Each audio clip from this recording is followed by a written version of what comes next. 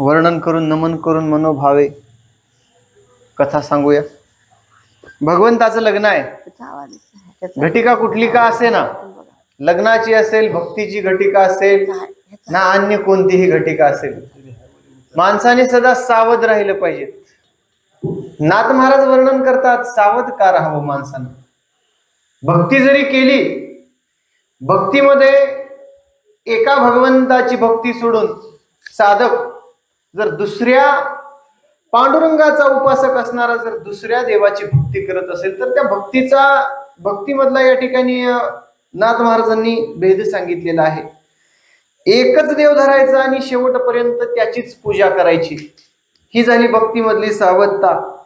लग्न कार्य आहे, लग्न कार्यामध्ये आता हे जे ब्रह्मचारी आहेत, ब्रह्मचार्य याच्यामधून गृहस्थ आश्रमामध्ये प्रवेश करत आहेत आणि जो माणूस सावध असतो त्याचंच आयुष्यामध्ये कल्याण होत असतं। नाथ महाराज वर्णन करतात, काय म्हणतात? ओम पुण्य वचन पूर्णतेचे पूर्णपणा, त्या पूर्णता रघुनंदना निजात्म लग्न सोय साधे। ओम पुण्याह वाचनम या मंत्राने सुरुवात झाली। प्रत्येक शुभ कार्याची सुरुवात ओंकारापासून होते। ओंकाराला पूर्णत्व का दिलेलं आहे? एवढे सगळे जे देव आहेत, सगळी जी सृष्टी आहे, हे ओम पासून तयार झालेली आहे। या संपूर्ण ब्रह्मांडामध्ये ओंकाराचा ध्वनी हा अनादी कालापासून घुमत आलेला आहे, वाजत आलेला आहे। त्या ओंकाराचा जो स्वतःमध्ये पूर्णत्व असणारा हा जो ओंकाराचा मंत्र आहे, ओम पुण्याह वाचन म्हणून मंत्र सुरू झालेले आहेत। ओम पुण्य मुळीची गोष्टी, त्याने शब्दविरे प्रणवाच्या पोटे, अंतपाठ फिटला ओठा ओटे, सीता गोरटी वरी रामा। आणि मग अंतरपाठ धरलेला होता। अंतरपाठ सोडल्याबरोबर सीतेने या ठिकाणी रामासोबत या ठिकाणी सीतेवरी श्रीरामा, सीतेचं आणि श्रीरामाचं या ठिकाणी लग्न झालेलं आहे। नैनी नयन संलग्न एकची झाले देखणेपणा, प्राण प्रतिवरिता पूर्ण प्राणे प्राण एक झाले। प्राणे प्राण एक झाले म्हणण्यामागे बघा किती योग आहे। ज्यावेळी नयने नयन एक झाले आणि त्या दोघाच्याही स्वरूपाचं सुंदरतेचं वर्णन करताना प्राण आणि पान जे आहे, प्राणे प्राण एक झाले या असं सांगत असताना नाथ महाराज काय म्हणतात पहा, ज्या जगदंबे सोबत लग्न होत आहे ती आदिमाया असणारी सीता माता आहे। इकडं रामचंद्र प्रभू, ज्या रामचंद्रापासून या ठिकाणी ज्या रामचंद्र प्रभूच्या मुखकमळाकडे पाहिल्यानंतर सौंदर्याने सुद्धा लाजावं, आणि इकडं आमची आदिमाया, ज्यावेळी दोघांची नजरानजर झाली, प्राण आणि दोघांचेही प्राणे प्राण एकरूप झालेले आहेत। वशिष्ठाच्या लग्नक्षता एकात्मता पंचभूता, श्रीरामेवरली सीता एकात्मा निजलग्ने। आणि या एकात्मतेनं वशिष्ठ गुरूंनी या ठिकाणी ज्यावेळी गुरुवर्याच्या अक्षदा सीता माता आणि रामचंद्र प्रभूच्या माथ्यावरती पडल्या आणि एकात्मता झाली। कसं आहे, गुळ आणि त्या गुळामधली गोडी जसं वेगवेगळी राहू शकत नाही, ते गुळ आणि गोडी जसे कसे एकरूप होतात। मुळात भगवंत आणि सीतामाता हा वेगळे नाहीत, परंतु महादेवाचा अर्धनारीन जो अवतार आहे त्या अवतारामध्ये भगवंतांनी या ठिकाणी अर्ध जे मुख आहे ते भगवंताचं आहे, अर्ध मुख पार्वती मातेचं आहे। तसे हे एकरूप झाले, प्राणी प्राण एकरूप झालेले आहेत। एक अवयवी एक अवयव एक झाले सीता राघव, एक झाले जीव भावा लग्न पूर्व श्री वशिष्ठ। आणि असा हा लग्नाचा सोहळा पंचमहाभूताच्या साक्षीने सुरू आहे। भाव देव एक, दोघांचाही हा जो भाव आहे ऐक्याचा भाव आहे। एकरूपता कधी होते, ज्यावेळी भगवंत आणि आदिमाया अनादी काळापासून चालत आलेले आहे। नारद मुनींनी पार्वती मातेला असंच सांगितलं होतं, माते तुमच्यावरती महादेव किती माया करतात, किती प्रेम करतात। पार्वती मातेने सांगितलं होतं, माझ्यावर भगवंत खूप प्रेम करतात. त्यावेळी नारदांनी पार्वती मातेला सांगितलं की महादेवाच्या गळ्यामध्ये जे मुंडके आहेत, ज्या नरमुंडाच्या ज्या माळा आहेत, त्या कशाच्या आहेत माते, तुम्हाला माहित आहेत का? त्यावेळी पार्वती मातेने सांगितलं मला माहिती नाहीत. आणि त्याच कारणावरून रुसून बसल्यावर महादेवाला विचारल्यानंतर महादेवाने सांगितलं सती, या ठिकाणी अनादी काळापासून आपण वेगवेगळे राहिलेलो आहोत, परंतु आपण या प्रत्येक अवतार कार्यामध्ये एकत्र होतो, एकरूप होतो. आणि असं वर्णन करून सांगितलेलं आहे भगवंत मुळात आदिमाया शक्ती आणि जे शिव आहेत, भगवंत आहेत, पूर्ण ब्रह्म आहेत, हे एकच आहेत आणि हे दोघं ऐक्य स्वरूप एक झालेले आहेत.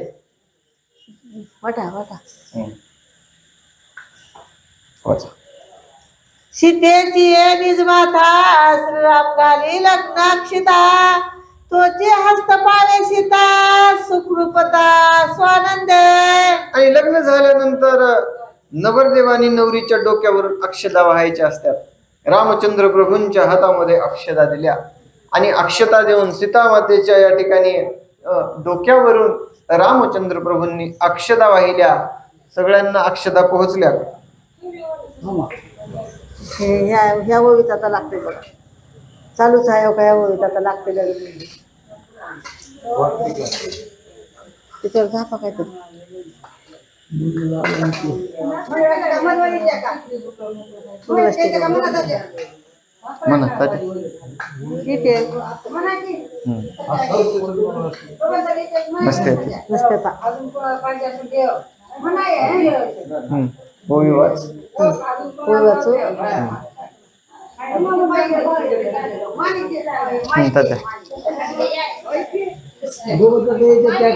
अक्षरा एक तर दोन म्हणा त्याच्या एवढी आता हे केलं का?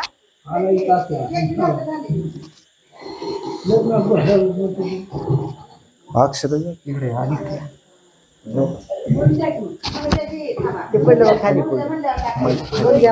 दोन म्हणून का दोन म्हणले का असं निघते. स्वस्ति श्री गणनायक गजमुख मोरेश्वर सिद्धित बल्लाळो मूढ विनायकम चिंतामणी गिराज गिरिजात्मकं सुरवरं विघ्नान ओदरं कुर्या शिवमुक्त सावधान. लाभो संतती संपदा बहुतुमा, लाभो सद्गुण साधो स्थिर कर्मयोग पुलिया भूषण सारे राष्ट्र धुरी कथिती कीर्ती करा ग्रहिस्ते सर महावधूवरा पुऱ्यात रामंगल.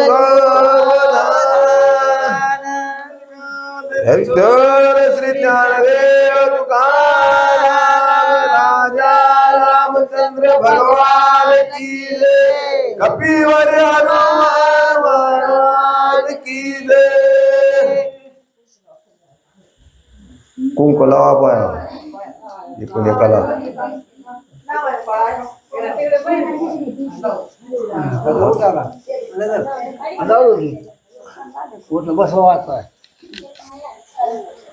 श्रीरामाचे निज माथा अक्षता घालू जाता सीता, सर्व बुद्धी देखे रघुनाथा कर्तव्यता सल्लज.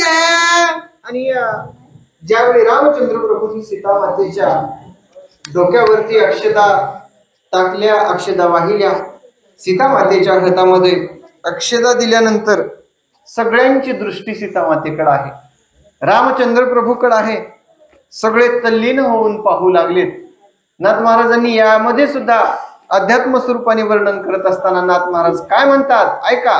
प्राणी ग्रहणी रघुनाथा पाहून याची सर्वथा क्रिया पुरुष क्षत्रिय समजता निष्कर्मता श्रीरामे. आणि बघा नैष्कर्म्य असणारा श्रीराम मुळात जर भगवंत पाहिलं, हा भगवंत अयोनी संभवून प्रगटलेला हा परब्रह्म आहे. क्रिया आणि कर्म यापासून हा भगवंत वेगळा आहे. परंतु भगवंतानी ह्या ज्या सर्व लीला केल्या, अवतार धारण केला, अवतारामध्ये भगवंतांनी या अवताराच्या मार्फत कलियुगातल्या तुम्हा आम्हा सगळ्यांना सांगितलं एका भावानं भावासोबत कसं वागलं पाहिजेत, भावानी भावासाठी कशा प्रकारचा त्याग केला पाहिजेत, हे रामायणामधून आपल्याला भगवंतांनी सांगितलं.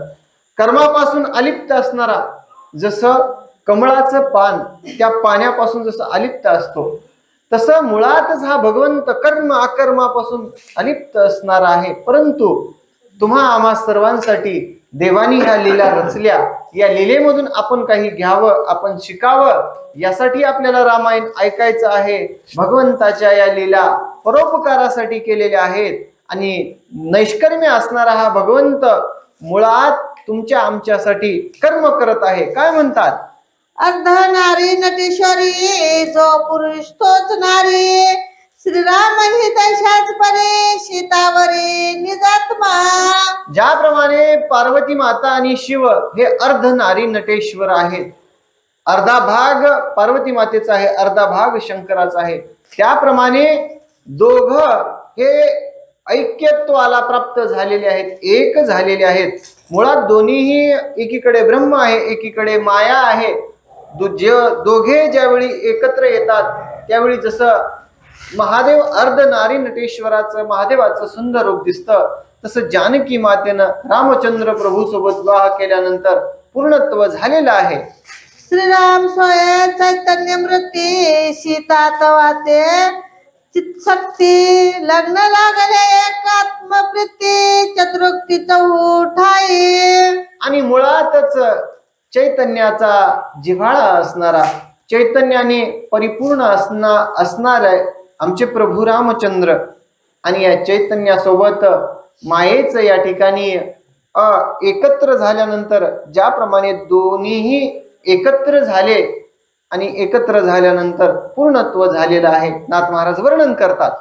सीतेने वरिला श्रीरामचंद्र, उर्मिलेने वरिला सौमित्र, मांडवीने वरिला भरतवीरा, शस्त्रज्ञ शूर श्रुती कीर्तीने. आणि शस्त्रगुण श्रुती कीर्ते मांडवीने लक्ष्मणाला वरलेला आहे, भरताला वरलेला आहे. रामचंद्र प्रभूंनी सीता मातेला या ठिकाणी हार गाठलेला आहे आणि लक्ष्मणाने उर्मिलेला हार गाठलेला आहे. आणि अशा प्रकारे सोहळा आनंदामध्ये थाटामाटात सुरू आहे.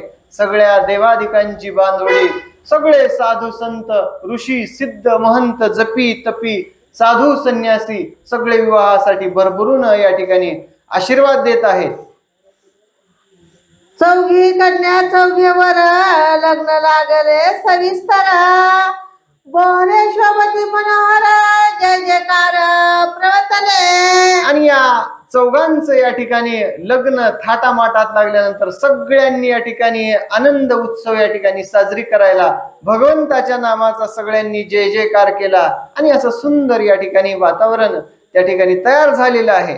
ऋषी करती जय जयकार, सुमने वर्षती सुरवर, मंगळतुराचा गजर नांदे अंबर कोंदले. सगळे जे ऋषीवर्य आहेत, सगळे ऋषीवर्य भगवंताच्या नामाचा जय जयकार करत आहेत. वरून जे देव आहेत, देव हातामध्ये पुष्प घेऊन या ठिकाणी भगवंताच्या अंगावरती या ठिकाणी टाकत आहेत. सगळ्या ऋषींची मांदियाळी जमलेली आहे. सगळे ऋषीवर्य मनाभावातून या ठिकाणी अंतकरणातून आशीर्वाद देत आहेत. असा सुख सोहळा या ठिकाणी कुठंच पाहायला मिळणार नाही. सुरे दुदुंभी त्राटी भेरी मृदंग काठी, नाद न समय नभाच्या पोटी निधा वैकुंठी उठता. आणि निशाणे आहेत, भेरी आहेत, वाजंत्रे वाजत आहेत, मंजुळ मंजुळ सूर वाजत आहेत आणि त्यांचा आवाज इतका मोठा प्रचंड नभो मंडळामध्ये भगवंताच्या विवाहाचा सगळ्या या देवादिकांना पृथ्वी तलावर त्या सगळ्यांना कळालं पाहिजे. सगळा भगवंताचा हा लग्न सोहळा जो आहे या लग्न सोहळ्याची वाद्य नभो मंडळामध्ये दुमदुमत आहेत. रंभा उर्वशी नाचनी नाचती जनकाच्या रंगणी गंधर्व मधुर गाती गाणी ओवाळली दोही भागी. आणि या रंभेसारख्या अतिसुंदर असणाऱ्या रंभा उर्वशी या ठिकाणी जे अप्सर आहेत जे स्वतः या जनकाच्या दारामध्ये या ठिकाणी नृत्य करत आहेत. गायनाला कोण होते? गायनाला स्वतः गंधर्व होते. ज्या गंधर्वापासून राग रागिनी तयार झाले, गायन करण्यासाठी गंधर्व होते. असा हा या ठिकाणी आनंदात थाटामाटात भगवंताच्या लग्नाचा सोहळा सुरू आहे. असो हे झाले पाणी ग्रहण ओहरा बांधावया कंकण वशिष्ठ येऊन आपण सूत्र परिधान सुतवी. आणि सीता मातेनं या ठिकाणी पाणी ग्रहण केलं. पाणी ग्रहण केल्यानंतर आता वराला कंकण बांधण्यासाठी अगोदरच्या आता सुद्धा ती रीत आहे. हातामध्ये या ठिकाणी बंधन बांधतात, हातामध्ये कंकण बांधतात वराला बांधण्यासाठी, वधूला बांधण्यासाठी. आता कोण कोण पुढे येतंय बघूया. आता पुढचे वाचक सूचक सांगतील.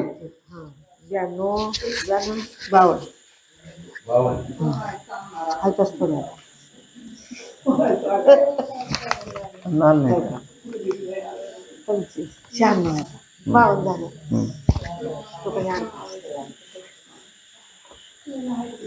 हरे हरे हरे हरे हरे हरे हरे हरे हरे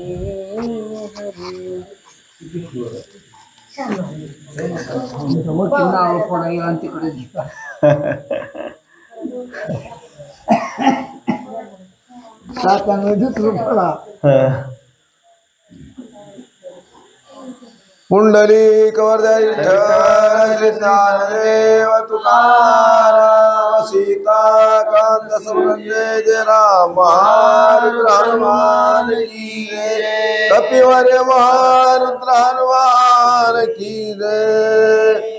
गगन गर्भीचा सूक्ष्म तंतू तोची अष्टधा वेडी तू स्थूलाभिमान दृश्य होतू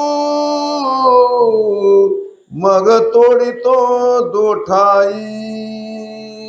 पुढची अखंड खंड केले जाण घालून त्रिगुणाचे वळण अर्ध स्त्री नामे कंकण अर्ध परिपूर्ण पुरुषत्वे. आणि या ठिकाणी अध्यात्म सांगत असताना कंकणाचं वर्णन केलेलं आहे.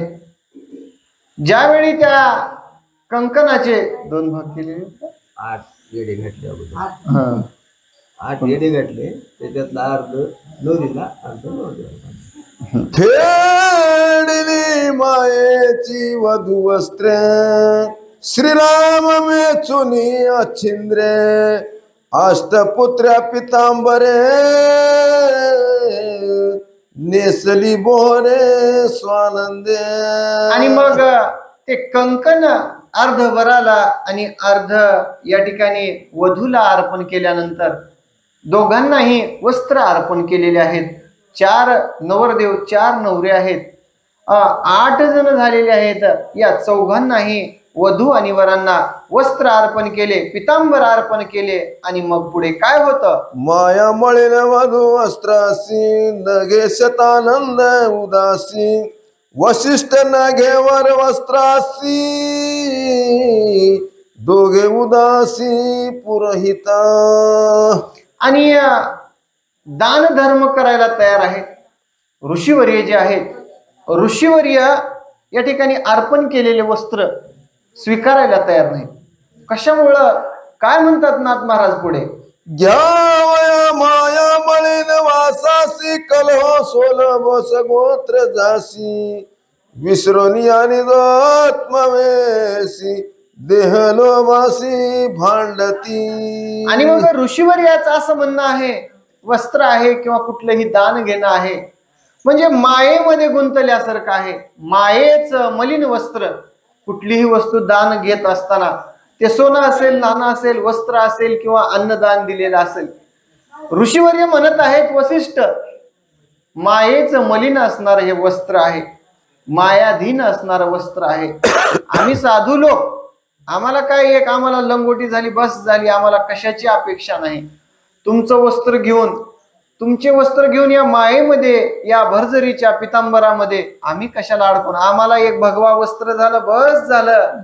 आम्ही त्याच्या पलीकडे आम्ही या मायेमध्ये अडकणारे नाहीत. वसिष्ठ गुरु म्हणत आहेत, कोट्यानुकोटी निज धन जनके दिधाली वरदक्षिणा सौभाग्य द्रव्ये देतावान निंबलो ना उतरती. अहो कोट्यानुकोटी दक्षिणा अर्पण केल्या, त्या वरदक्षिणेला गणितच नाही, गणनाच नाही.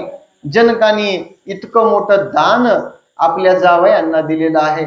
नुसतं दान दिलं नाही, या ठिकाणी वराला वरदक्षिणा म्हणून तर दिलं, व या ठिकाणी धन अर्पण केलं, वस्त्र अर्पण केलं. जे जे काही त्यांना वाटलं ते सगळं या ठिकाणी वरांना अर्पण केलेलं आहे. जीवी जीवा पडली मिठी पाय पालवा बांधली गाठी राम दे कोणिया दृष्टी उल्हास पोटी जानकीच्या. आणि जीवी आणि जीवाची या ठिकाणी पडली भेटी. जानकी मातेनं रामचंद्र प्रभूकडे या ठिकाणी पाहत आहेत. जानकी माता आणि या पदराची गाठ मारली. बाह्य पालवा गाठ मारल्यानंतर जे पालव आहे नवरदेवाचं या ठिकाणी घेतलं, जानकी मातेच्या वस्त्राचं गाठ बांधून पुढे नाथ महाराज काय म्हणतात, विवाह हो मनिज निर्धारी वरे अनावी बोहल्यावरी श्रीराम वेडीला नर नारी कडे नवरी तुम्ही घ्यावी उतरून घ्या. आणि आता म्हणले, आता भाऊल्यावर घ्या म्हणले नवऱ्याला. आता आमची नवरी आहे म्हणले, नवरीला इथली आमची परंपरा आहे जनकवासियांची. आणि सगळे जे नरनारी आहेत तर रामचंद्र प्रभू जवळ आले.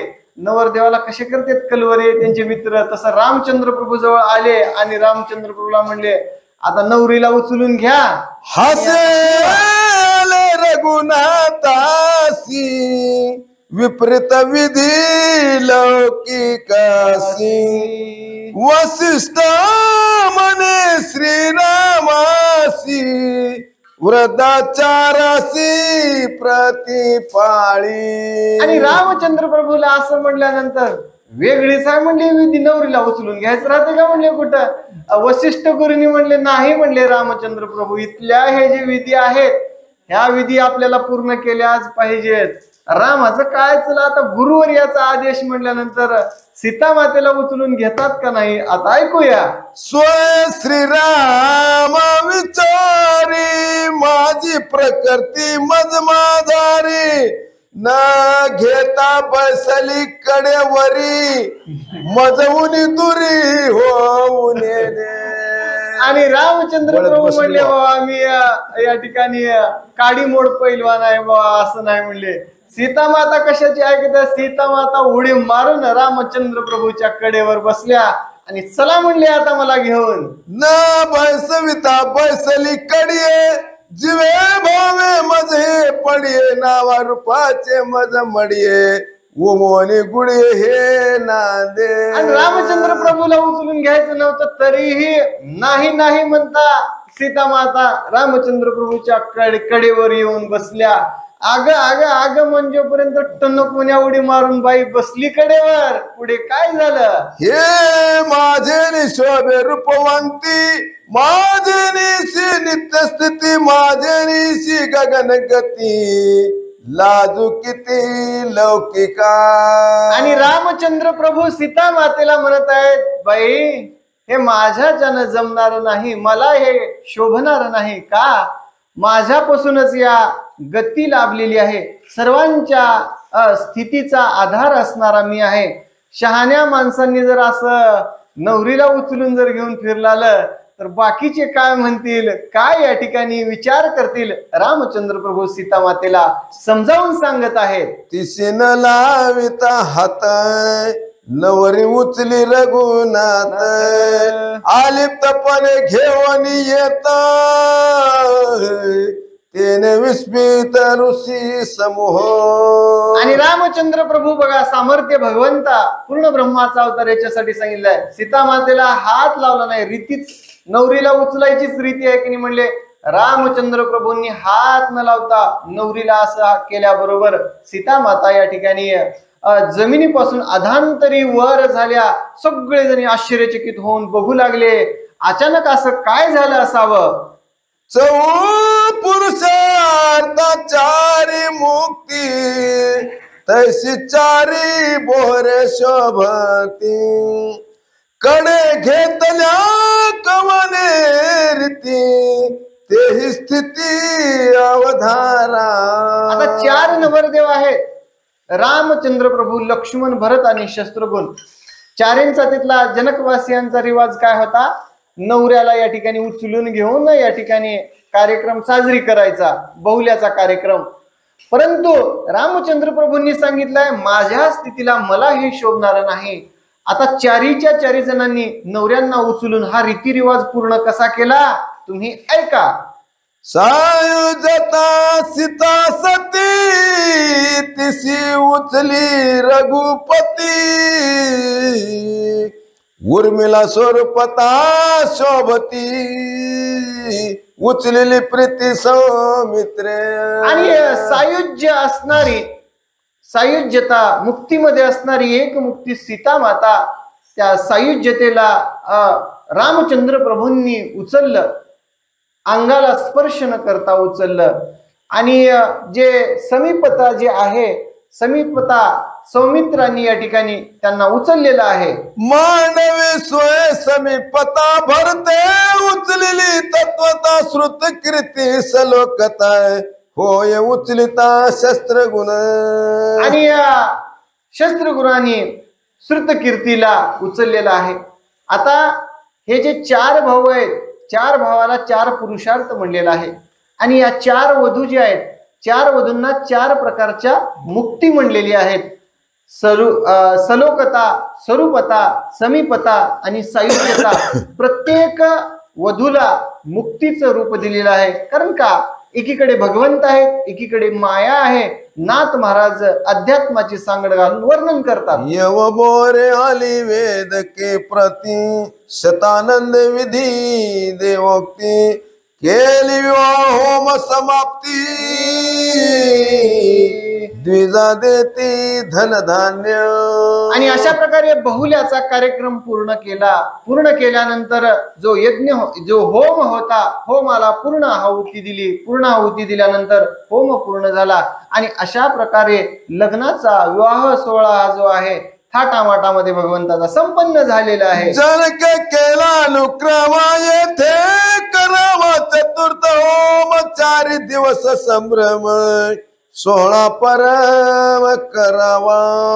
आणि जनकांनी जे द्विज आहेत, द्विजांना धनधान्य दिल्यानंतर जनक राजा म्हणतात की 4 दिवस हा होम हवनाचा जो सोहळा आहे तो या ठिकाणी चालू द्या म्हणले. आणि मग पुढे काय म्हणतात, धेडा नाचवावा येत ते पावया जना तरभूत वचन मानित रघुनाथ भविष्यार्थ जाणोनी. आणि भगवान प्रभू रामचंद्र सगळं माहित होतं भगवंताला. अवतार कार्य घेण्याच्या अगोदरपासून अवतार संपेपर्यंत भगवंताला सगळ्या लीला माहित होत्या. आणि पुढच्या लीला जाणून रामचंद्र प्रभू म्हणतात नका. कशासाठी म्हणतात ऐका. धनुर्भर्गाचा अनुक्रम क्रोध पावले परशुराम दारुण होईल संग्राम अति दुर्गम दुर्धर. आणि आता म्हणले हे तुम्ही म्हणला म्हणले बरोबर आहे. परशुरामाचं धनुष्य आहे का म्हणले, धनुष्य भंगलेला आहे आणि त्यांना राग आलेला आहे. राग आल्यानंतर हा जर असा सोहळा चालू ठेवला दुर्धर युद्ध होईल. रामचंद्र प्रभू म्हणले. मग या ठिकाणी जनक राजा काय म्हणतात, जमदग्नीचा क्रोध नळ, परशुरामाचा क्रोध तुंबळ, उभय क्रोधे गर्व प्रबळ, नगरी तत्काळ जाळील. आणि जो जमदग्नीपासून आलेला हा जो क्रोध आहे, ज्या क्रोधाला परशुरामाने धारण केलं, अति असणारा प्रबळ आहे.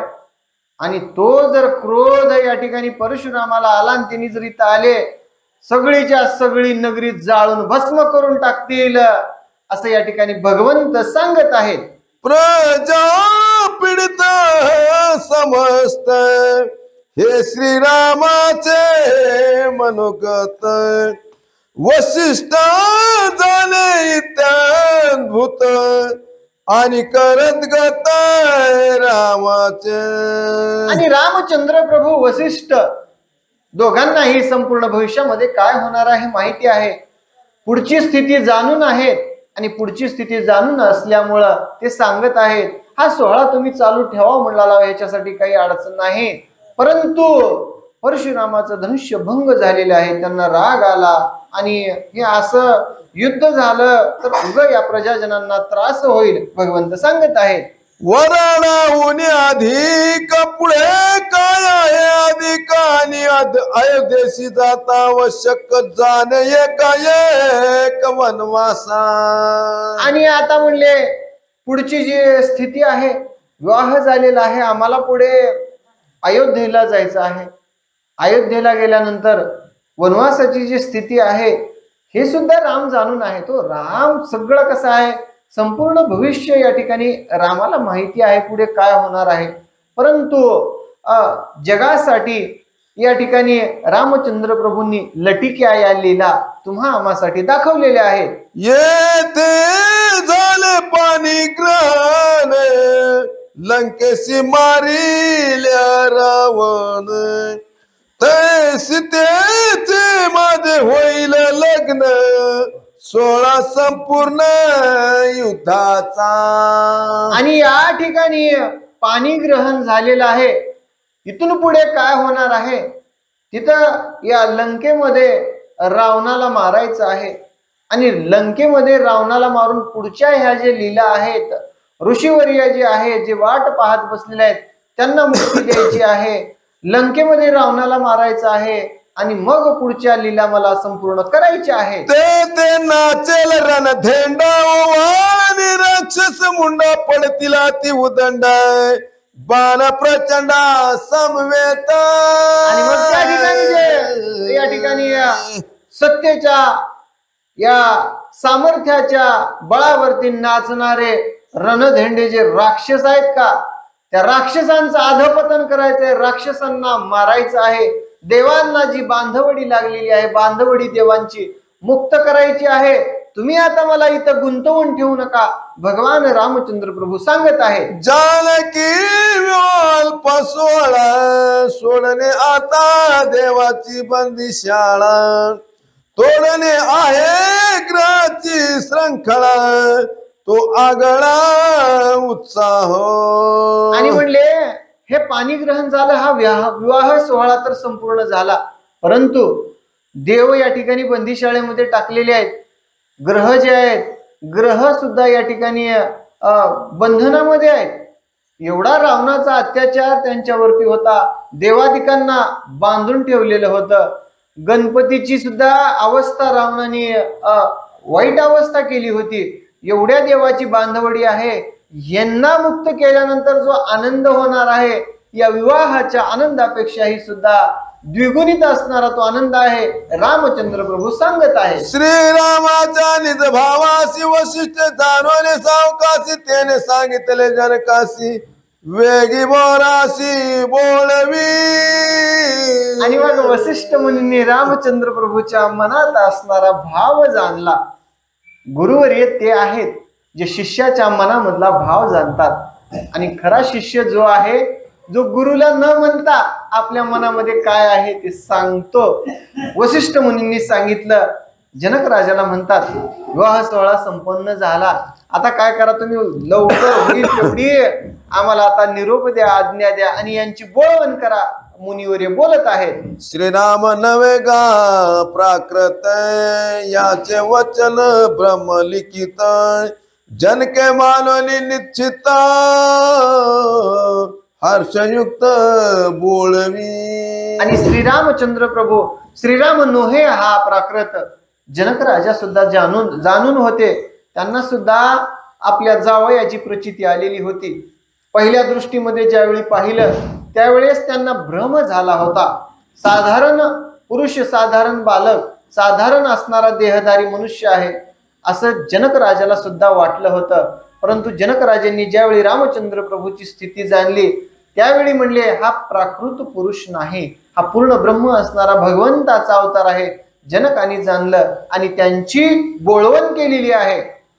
वधवराचे आंधळे दिव्य अलंकार भूषणे, नाना पर्यावरण भौस्वर्ण गजप्रष्टी, अति सूक्ष्म रोमवरे षटकुल पितांबरे, अति मोलाची नाना कार्य वस्त्रे विचित्रे दिदली, मुक्ता फळाच्या झालरे दिदल्या, रथाच्या हारी गज गर्जती दळभारी, अलंकारी डुलती रत्नालंकारी मनोहर अमित दिदले शिवार, पदक कंठ्या दास्या पार, नवसर हार शोभती, जनकासी अति उल्हास, सेवा करावया श्रीरामास, मुकुट कुंडलाचे घोष दिदले बहुवस विश्वासी, सुमेधा बोले भाव वचन, अनन्य भावे आम्ही शरण, जीव श्रीरामाशी दिदला अंदन, बाई आभरणा कोण पाण. जनक बोले हर्षयुक्त, देह गेह वित्त जीवित, केले रामार्पण समस्त जाण निश्चित, सुमेधे आयसे दोघे अति उल्हासी, अंधने देवनी ओरासी, जनक बोलवित रामासी, बहुमार्गासी स्वयाला. आणि जनक राजांनी या ठिकाणी सगळं दान दिलं. घोडे दान दिले, हत्ती दान दिल्या, हत्तीवर सुवर्णाचं या ठिकाणी झालरी पांघरल्या ते दान दिल्या, रथ दान दिल्या, सैनिक सोबत धाडले, सोनं दान दिलं. एवढं या ठिकाणी सगळ्या देह गेहन सांभाळीत जनक राजा या ठिकाणी बोलत, म्हणजे दान धर्म करून स्वतः सोडण्यासाठी या ठिकाणी जावयासोबत या ठिकाणी आलेले आहेत. विश्वामित्र तय आपण करून वसिष्ठासी नमन, दोही रायासी पुसोनी जाण, करी गमन स्वाश्रम. आणि विश्वामित्रांनी वसिष्ठ ऋषींना मनोभावे वंदन केलं आणि दोघेही स्वस्थानी आपापल्या आश्रमाला जाण्यासाठी निघालेले आहेत. राम लक्ष्मण दोघे जण करती साष्टांग नमन, ऋषीने देवने आशीर्वचन, करी गमन स्वाश्रम. आणि आता ऋषीवर्याचा या ठिकाणी आशीर्वाद घेतला. ऋषीवर्यांनी आशीर्वाद दिला. रामचंद्र प्रभू लक्ष्मणांनी या ठिकाणी मनोभावे वंदन केलं आणि आपापल्या आश्रमासाठी निघालेले आहेत. श्रीराम म्हणे मिथिला नाता, येऊन आपण राहावे आता, ये रे वसिष्ठ चरणी ठेविला माता, होय पुसता युवायासी. आणि व्याह्याला सांगितलं. आता म्हणले, आता तुम्ही काय करा, मिथिला नाता तुम्ही या ठिकाणी आमच्याकडे सुद्धा या, आम्हाला सुद्धा तुम्ही संधी द्या. व्याह्याला बोलत आहेत आणि पुढे काय म्हणतात, दशरथे अति सन्मान, करुणी दिदले आलिंगन, जनका श्रीरामासी आपण, घाली लोटांगण सद्भावे. आणि दशरथ राजा आणि जनक आहे दोन, हे जे व्याही आहेत, दोघांनीही एकमेकाला कडकडून मिठी मारली. जनक राजा काय करतात, भगवान प्रभू रामचंद्राला या ठिकाणी आलिंगन काय प्रदक्षिणा घालतात. पुढे काय म्हणतात, कुशध्वजा समवेत आलिंगुनी चारी जामत, जनक अत्यंत हर्षयुक्त, निघे त्वरित निज नगरा. आणि जनक राजांनी रामचंद्र प्रभू सोबत लक्ष्मण, भरत, शत्रुघ्न सगळ्यांनाही आलिंगन दिलं, सगळ्यांना मनोभावे वंदन करून निज नगराला निघालेले आहेत. करिता अयोध्या गमन, परशुरामाचे आगमन ज्याचे विश्व कंपायमान अति दारुण भयानक. आणि आता पुढच्या अध्यायामध्ये रामचंद्र प्रभू हे चारीच्या चारी बंधू इकडं अयोध्येला आल्यानंतर परशुरामाचं आगमन होईल. कुठं? मिथिला नगरीमध्ये, ज्या ठिकाणी धनुष्य भंगलेलं आहे. परशुरामाला त्या ठिकाणी परशुरामाला कळालेलं आहे धनुष्य भंगलेलं. आणि ज्यावेळी 4 वया राहिल्या, 4 वया राहिल्यात.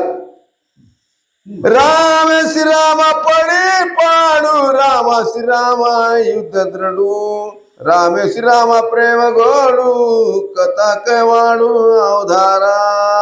आणि रामचंद्र प्रभूची कथा कैवारी अवधारा, ज्या कथेनं जीवाला भावाला सगळ्यांना समाधान वाटतं, आपल्या मनाला शांती लाभते, मुक्ती प्रदान होते. अशा श्रीरामाची कथा तुम्ही ऐका. एका जनार्दना शरण झाले जानकी पाणी ग्रहण, श्रीराम रामा समाधान कथा कहनाती गोड. आणि अशा प्रकारे जानकीचं पाणी ग्रहण झालेलं आहे.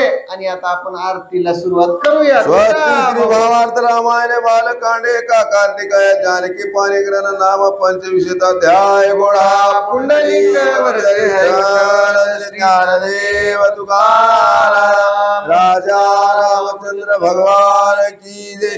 कपिवर्य महारुद्र हनुमान की जय. अवधूत चिंतन गुरुदेव दत्त वासुदेव हरी.